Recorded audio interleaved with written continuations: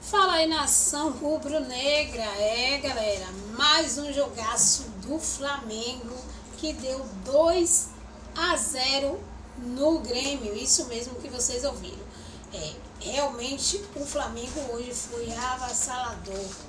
Isso mesmo. E a partir de agora vamos saber o que os comentaristas da ESPN Brasil, também Vene Casagrande e Opina Pouco, e também os comentaristas do esporte, né, do Band Esporte, falaram sobre esse jogo de hoje. Deixa aí o seu comentário, se inscreve no canal, ativa o sininho para não perder nada que rola aqui no canal. Vamos pro vídeo. Aos jogadores. Os jogadores do Flamengo podem aproveitar essa superioridade. Essa questão do preciosismo fica mais condicionada hoje. Eu acho que antes está faltando mais eficiência. O Flamengo tem criado muitas oportunidades, mas às vezes falta eficiência no cara do gol. O debate hoje é que poderia ter sido 4 ou 5. Antes era o debate é que não fazia 1. Exatamente. O debate é diferente. Eu tô com o Vitor e eu vou um pouquinho além. O Plihal lembrou que tem sim essa insanidade de querer questionar. Não sei a demissão, mas já temos que questionar o trabalho do Felipe Luiz. Né? Você pode questionar, mas você tem que completar o tudo bem, mas eu acho que o Felipe entende que a atuação do meio de semana é para críticas. Ele senta lá na batida e sabe disso, nunca negou isso. Só que quando eu olho para hoje, e quando o Flamengo vira institucionalmente, aí não é o que eu acho, que o Birner acha, Plihal, Donan, Brega, o Flamengo vira e fala que a prioridade é essa aí, é o Campeonato Brasileiro. Ele vai para dentro da arena do Grêmio. Ele escolhe quando ele acelera o jogo. Ele escolhe quando ele segura a marcha. Ele escolhe por onde ele vai passear. Alto nível de controle do jogo. O problema do Flamengo, muito da fase de criação, era quando ele não tinha o Gerson em campo, ou lesionado, ou por ser poupado, ou quando ele não tinha o Arrascaeta ainda voltando de lesão. Você vê hoje o Arrascaeta e o Gerson em campo, a sensação, o recorte que eu fico do jogo, o retrato que eu fico é: se deixar o Arrascaeta em campo com espaço, ele ainda resolve muito. Se deixar o Gerson jogar por dentro, ainda vai resolver muito. O tanto de espaço que o Grêmio cedeu ao Flamengo, justamente onde o jogo não acontecia, e justamente onde Gerson e Arrascaeta fazem o time jogar melhor, né? Entre a linha de meio campo e a linha de zaga. Entre a linha de meio campo e a linha de zaga, e entre o lateral e o zagueiro. Deixou por ali, eles vão brincar de jogar bola. O retrato do torcedor do Flamengo por ali eles ainda resolvem. Para mim, um problema seria: esse time não tem poder de fogo, o Arrascaeta por espaço não está jogando e o Gerson não voltou bem de lesão. Isso seria uma preocupação. Hoje o Flamengo foi dentro da arena do Grêmio. É bom lembrar o que já foi a arena do Grêmio para muitos clubes. Foi para dentro da arena e escolheu quando ele jogaria. Ele começa o jogo atropelando. Aliás, vazia no meio da semana e vazia hoje. Impressionante, né? Aí ele recua. Aí depois ele acelera também de novo no final do primeiro tempo. Aí ele acelera um pouquinho no segundo tempo, 2-0. Não sei se o tempo inteiro vai durar muito, não. E aí eu não acho que exatamente é só por preciosismo. Acho que o Bruno Henrique poderia ter escolhas melhores, poderia, mas também acho que a gente precisa, talvez, pensar que se fosse um Pedro ali não finalizando, acho que a cobrança era outra característica. O preciosismo também não se entende pela facilidade que os jogadores do Flamengo estavam encontrando. A sensação sempre poderia ser 4, 5... 2-0 ali, pô, esse jogo está resolvido. Plihal, a gente tem sempre um grau de exigência, uma coisa do tipo: por que não deu show? Por que não fez 4? Por que não fez 5? É difícil pra caramba você manter 70, 80, 90. Por isso que o time inconscientemente dosa no Vamos ouvir, tempo, Felipe? dosa no segundo, vamos lá. Tá começando a falar nesse momento o técnico do Flamengo e é pra lá que a gente vai. Pra onde? Pra Arena do Grêmio. Entrevista coletiva do técnico do Flamengo. Bom, primeiro eu vi na análise que o Grêmio era um time que costumava encaixar no meio. E eu imaginei que eles fossem encaixar nos nossos 2 volantes. Mas aí nós ia ter uma saída limpa com um dos zagueiros, né?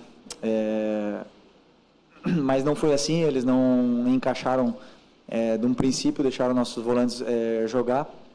Isso nos deu saída, porém, às vezes era mais difícil a progressão da jogada, né? Porque, claro, se os nossos jogadores determinantes da frente estão todos marcados, então a progressão não era tão boa. O plano de jogo inicial, que era uma caída dos volantes, não estava funcionando do jeito que a gente esperava e que a gente imaginou antes do jogo, mas depois, com os ajustes, eles entenderam bem aonde estavam os espaços e começaram a encontrar. Mas o que acontece é que os próprios jogadores dentro do campo, eles se ajustam, né? O Grêmio foi se ajustando, foi pressionando, foi encaixando melhor a pressão e por momentos tivemos dificuldades de sair, mas eu acredito que com a estrutura e com a qualidade dos jogadores do nosso time é muito difícil que eles se apertem, né? Porque eles têm muita qualidade e muitas vezes, mesmo pressionados, eles conseguem sair por uma vantagem qualitativa, que, por exemplo, é o caso do Gerson, que com a bola, ele não perde a bola. Então, Isso nos dá uma facilidade para sair mesmo pressionados e assim foi, encontramos os espaços e conseguimos machucar o Grêmio nesse caso. Mas o Grêmio é um time de muitos encaixes e nunca é fácil superar esses encaixes de pressão no meio campo. Porém, quando você escapa desses encaixes, você acaba dentro da área. Foi isso que aconteceu e acabamos 2 ou 3 vezes dentro da área no primeiro tempo que poderiam ter sido um placar mais elástico. Okay. Boa noite, Felipe. Prazer revê-lo. Parabéns pela vitória. Felipe, o Flamengo, por motivos que não precisa ficar aqui repetindo, ele é uma espécie assim de modelo do clube a ser batido no Brasil. O grupo de jogadores é qualificado, o teu trabalho já está rendendo frutos, embora seja relativamente curto, mas ele se mostra. A estrutura do Flamengo ela é exemplar também. Como fazer para que... Como é que vocês estão estudando para jogar com a corda esticada ou poder recolhê-la na hora certa, visando ganhar o máximo possível de competições e estando já num Campeonato Brasileiro que recém começou, mas o Flamengo já começa também a ser colocado como favorito, como maior candidato. Como é que é carregar essa responsabilidade e trabalhar um grupo assim de agora até dezembro? Só por favor, me explica um pouco melhor como a corda que você falou. A corda esticada é que nem afinação de violão, a cordinha está esticada. Sim, mas... Flochar. E o Flamengo, como fazer com que isso seja mantido ou, em determinados momentos, saber administrar para que questão física, questão de grupo, como é que se administra um grupo de agora até dezembro para tirar o máximo de competições possíveis? Ok, primeiro o clube nos últimos anos se reestruturou de uma forma que nos possibilita ter jogadores importantes para poder brigar pelas competições. Isso não significa ganhar as competições, significa poder disputar, né? Na parte de cima da tabela, com o elenco que tem, o Flamengo, você pode oferecer para os jogadores que queiram vir para o Flamengo a possibilidade de disputar os títulos, né? Depois ganhar ou não é uma coisa do jogo, do esporte, é difícil.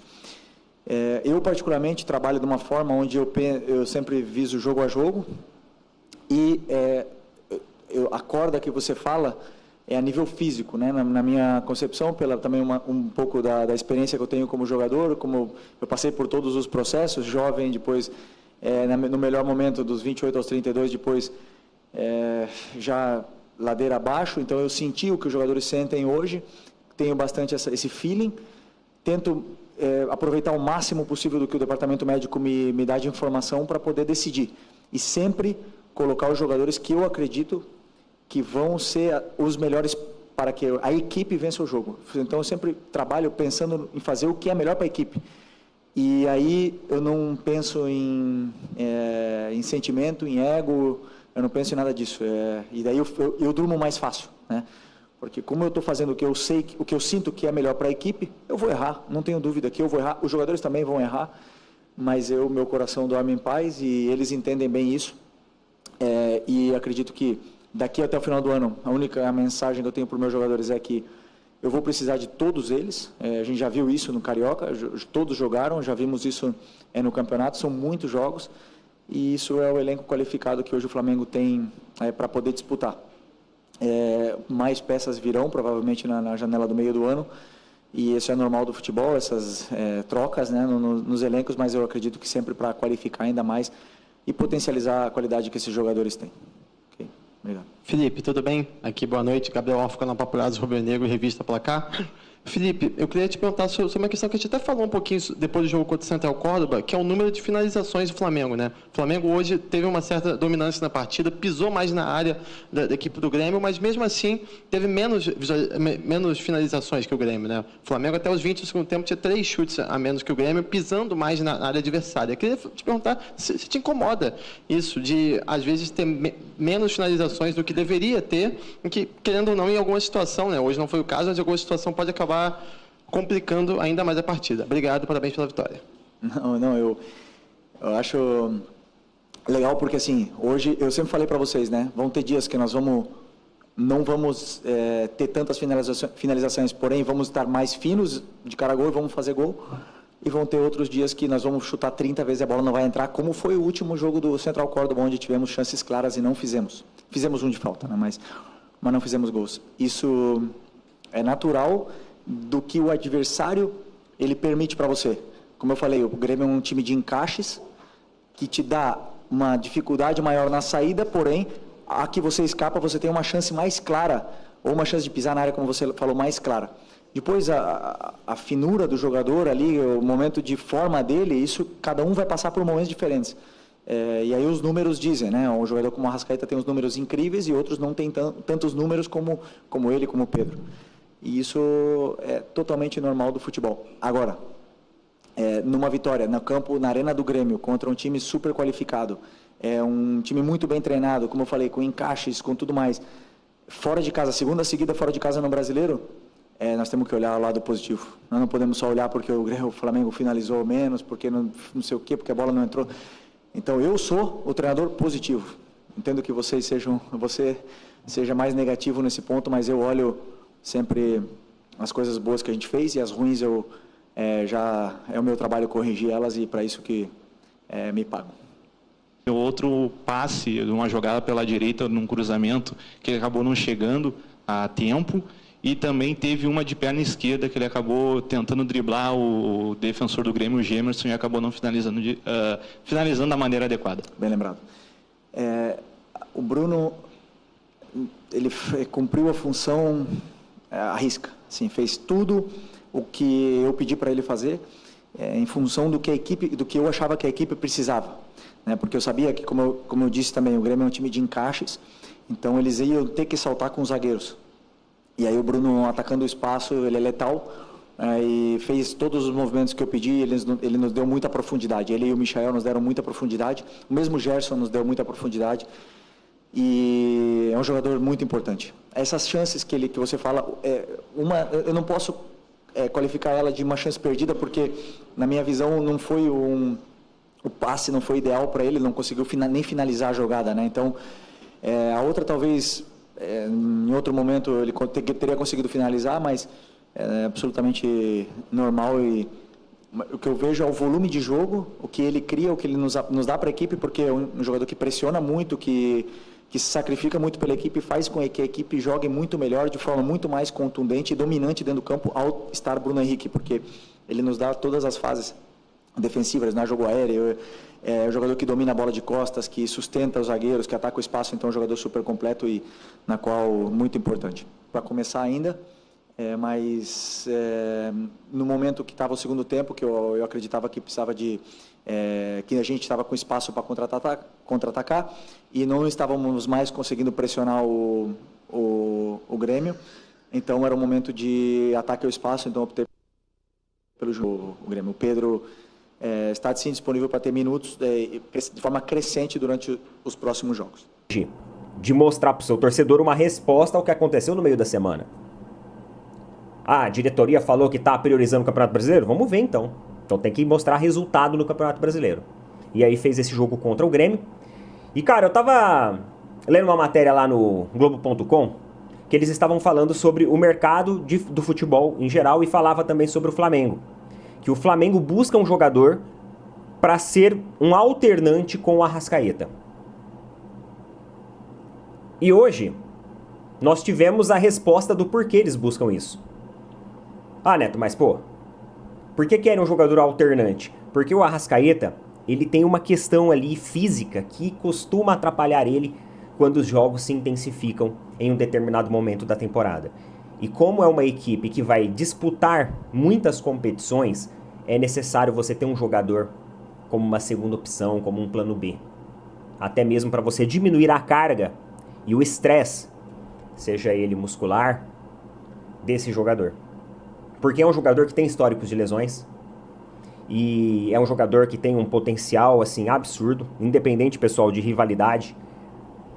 Independente de eu ser palmeirense, eu falo pra vocês que eu acho o Arrascaeta um dos melhores jogadores do mundo.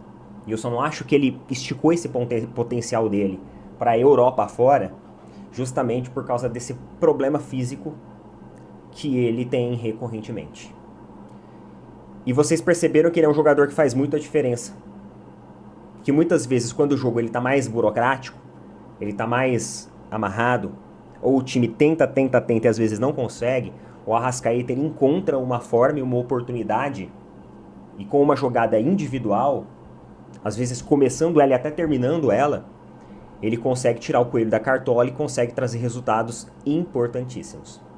Então você ter um cara desse alternando com um outro bom jogador é você garantir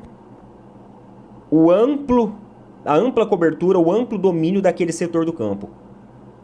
E aí você pode ir fazendo esse revezamento e diminuindo a carga do jogador para quando ele entrar, ele estiver mais bem disposto e não ter risco também de ter lesões futuras. É por isso que o Flamengo busca um alternante a ele. Porque o Flamengo enxerga a importância hoje do Arrascaeta. E a camisa 10 cabe muito bem a ele justamente por motivos como esses. Então esse cara, performance física boa, ele é um monstro. Ele é um monstro. O Flamengo fez uma partida segura. Em uma jogada extremamente rápida, muito aguda. Logo no início da partida, acredito que todo time que joga fora de casa, abrir o placar é um sonho, né? Todo mundo quer abrir o placar. O Arrascaeta faz uma bela jogada com um gol de videogame. Tava até conversando com o Wildevan, parceiro nosso aí da Tribo da Sorte. Ele falou assim, cara, foi um gol de jogo de videogame. Um gol de jogo de videogame. Um belo gol, onde o Arrascaeta, ele basicamente deixa comigo que eu resolvo. E, cara, o Grêmio fez uma partida muito dispersa, uma partida muito ruim. E por mais que em alguns momentos o Grêmio teve a sua posse de bola, tentou criar alguma coisa, a marcação do Grêmio fornecia espaços para que o Flamengo fazia tabelas, trabalhasse 1-2, tivesse ali o domínio do meio-campo e principalmente ajustasse a marcação. Flamengo ajustou numericamente uma marcação que fez com que o Grêmio ficasse mais espaçado ainda em campo. Para você entender como que o ajuste de marcação ele faz a diferença no jogo, porque ele também empurra o time adversário para trás e ele abre amplitude e espaço entre os jogadores adversários. Isso permitia com que várias jogadas de contra-ataque, inclusive até que resultou no gol, acontecessem, para que o Flamengo pudesse trabalhar essa transição ofensiva de maneira rápida, e trabalhou rápida muitas vezes. O problema foi lá no terceiro bloco.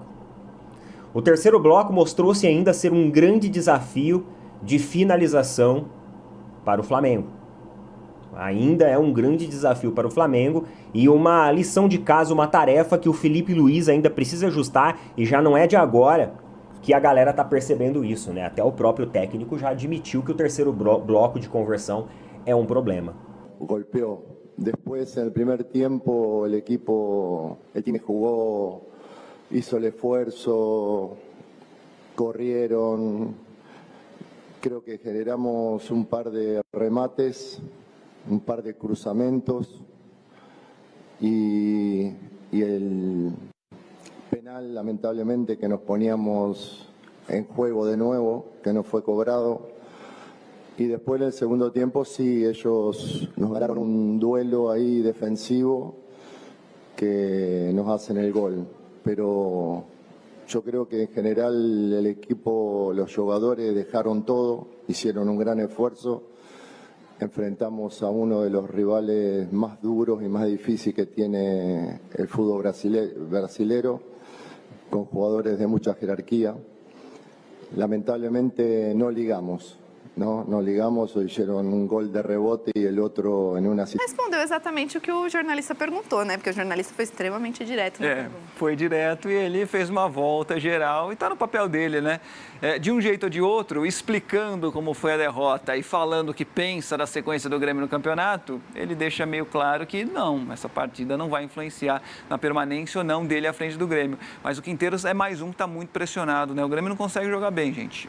É difícil, ele já tentou alternativas, já tentou mudar peças, já tentou uma formatação tática diferente, uma partida ou outra, e o Grêmio não engrena, não consegue apresentar um bom futebol. A torcida já está pegando no pé do Quinteiros, mas ele, ao que parece, está firme e está confiante numa melhora do Grêmio na sequência da temporada. Dá uma inovada aí. Pessoal chegando, mal demais o Fla. Fala mal do Arrascaeta agora mesmo. Pô, mas eu só falo mal quando ele joga mal, pô. Se ele jogar bem, eu não vou falar, eu não vou falar mal dele. Vene é o melhor jornalista do Brasil, sempre dando furo. Tamo junto, galera. Pessoal, mais gente chegando aí aos poucos. O Plata hoje é -1. Como Wesley caiu, já não era grande coisa. Que isso, cara. Agora ficou vermelho, Vene, igual o saldo de gols do Grêmio no campeonato. Que isso, cara. Vocês também.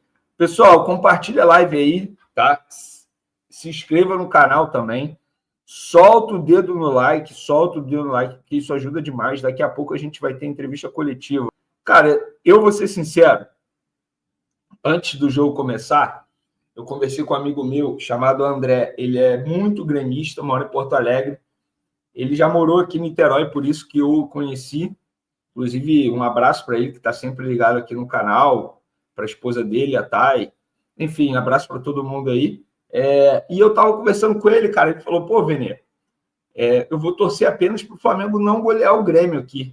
Eu falei: como assim, cara?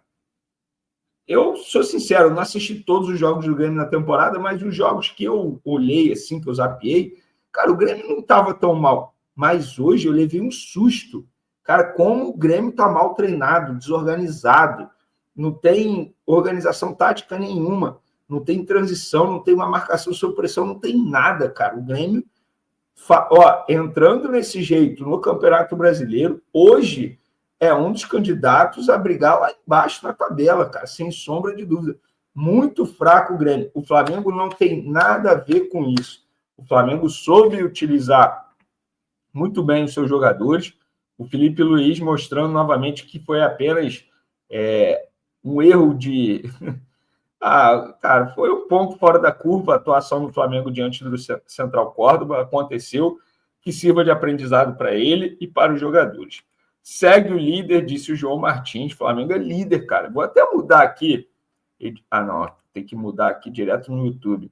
Pós-jogo do Mengão. Flamengo é líder. Flamengo é líder do Brasileirão. Entrevista coletiva de Felipe Luiz ao vivo. Pronto, galera. Já... É isso aí, nação rubro-negra. E aí, que jogo foi esse, hein? Que Flamengo realmente dominou do início ao fim esse jogo de hoje. E claro, o Grêmio não achou nada, isso mesmo, a não ser um grande 0. Mas comenta aí quem foi o melhor da partida. Gente, o Arrascaeta, que fez 2 golaços e claro, mostrando que ele tá assim em forma e está on. Mas deixa a opinião de vocês. Não esquece de se inscrever no canal, ativar o sininho para não perder nenhum conteúdo que rola aqui no canal. Também, galera, lembrando aí de deixar os créditos aí para a ESPN Brasil, Band Esporte, também para Vene Casagrande e Opina Pouco. Até o próximo vídeo.